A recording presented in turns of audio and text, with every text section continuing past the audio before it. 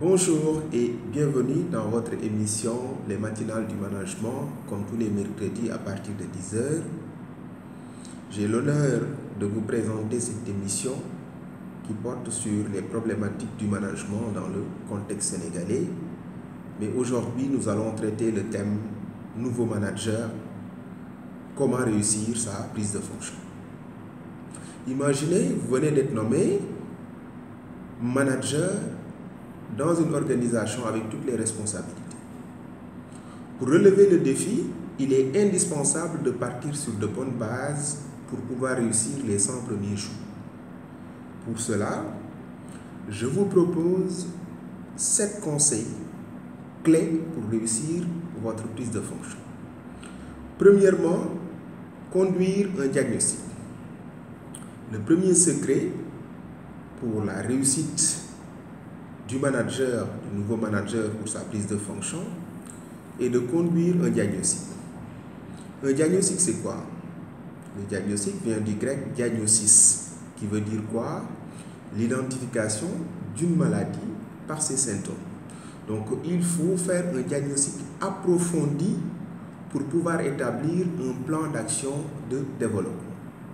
Parce que le manager peut être confronté à 3 types de situations.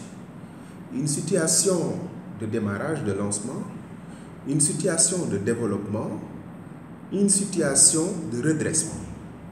Et pour cela, il faut un diagnostic précis de la situation, qui est un préalable, qui est un prérequis indispensable au développement du plan d'action.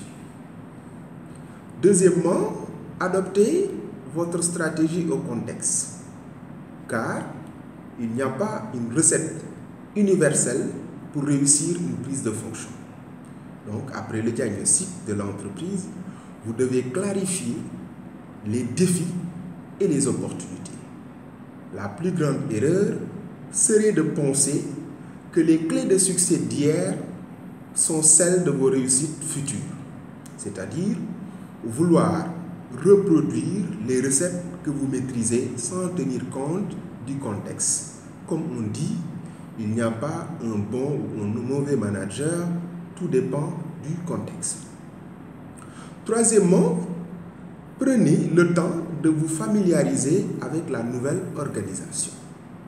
Connaître l'entreprise, ses produits, l'environnement dans lequel évolue l'entreprise, connaître les clients, les fournisseurs, etc. Quatrièmement, constituez votre équipe. C'est quoi une équipe? Une équipe travaille de façon synergique pour atteindre les objectifs.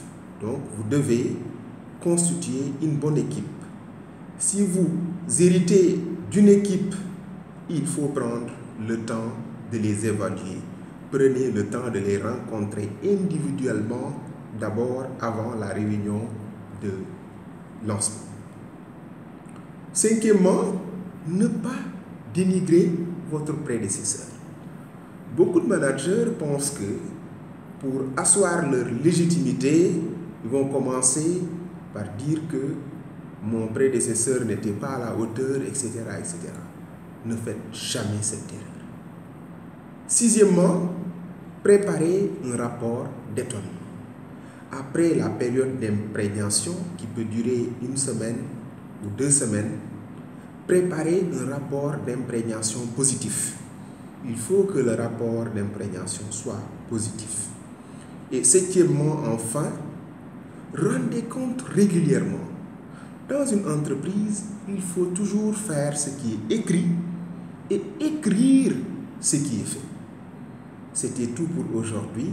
Je vous remercie pour votre attention et je vous demande à vous tous de vous abonner pour donner plus de visibilité à ce que nous faisons. Merci beaucoup. Mamadou Gueye, votre consultant, votre formateur. Merci et à très bientôt.